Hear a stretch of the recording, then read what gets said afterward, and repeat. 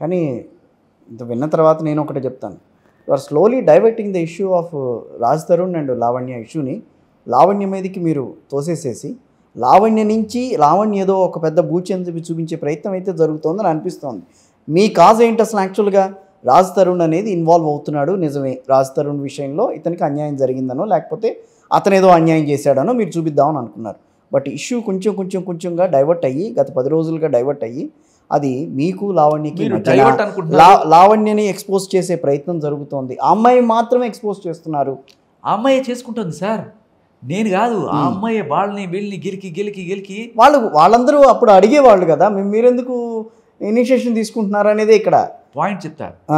మీ ఇద్దరు ఎవరైతే ఉన్నారో నేను లేకుండా కూడా మీడియాకి వచ్చేవాళ్ళు. ఓకే, కానీ ఎవరు పట్టించుకుంటారు సార్? ఇవాళ శేఖర్ భాష అనేవాడు ఒకడు ఉన్నాడు, వాడితో మాట్లాడాలని మీడియా చూస్తోంది కాబట్టి ఇతను నిలబడతాడు. మీడియా చాలామంది డబుల్ గేమ్ ఆడేస్తుంటారు. మీకు నిజంగా చెప్తున్నాను కదా, చాలామంది మీడియా అమ్మాయి ఇలాంటి ఎవిడెన్స్ వచ్చింది ఏం చేయమంటారని చెప్పి ఆవిడకి ఫోన్ చేసి ఎంతో కొంత తీసుకొని కప్పెట్టేసే ప్రయత్నం. అలా ఉందా?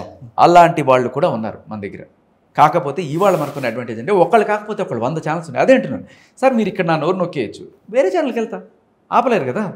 ఇదివరకుట్లాగా మన సినిమాలో చూపిస్తుంటారు చూడండి, సాక్షి ఒక ఫోటో ఉంటుంది, వాడు అక్కడికి వెళ్ళంగానే వీడు తీసుకెళ్ళి ఆ పెద్దవాడు డైరెక్ట్గా పొలిటీషియన్తో డీల్ పెట్టుకుని వాడిని చంపేస్తారు. అలా ఉండదు కదా ఇప్పుడు.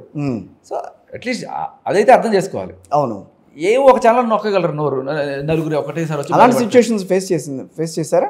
మీరు చూసారు కదా క్లియర్గా. ఆఫ్ కోర్స్, అది సరే. ఇది కాకుండా ఇంకేమన్నా అట్లాంటివి ఏమన్నా జరిగినవి? మొన్న ఇంకొక టీవీ ఛానల్లో పారిపోయిన శేఖర్ భాష అని పెట్టారు. నాకు ఎందుకంటే నేను చెప్పాల్సింది చెప్పా, ఇంక దేర్ ఇస్ నో పాయింట్ అక్కడ కూర్చొని చొక్కాలు చించుకొని పీక్కొని కొట్టుకుంటూ ఉంటే వాళ్ళకు ఒక మజా. సో అది నా పాయింట్ కాదు బేసికల్లీ. నేను పాయింట్ చూపించి మీరేనా అడగండి.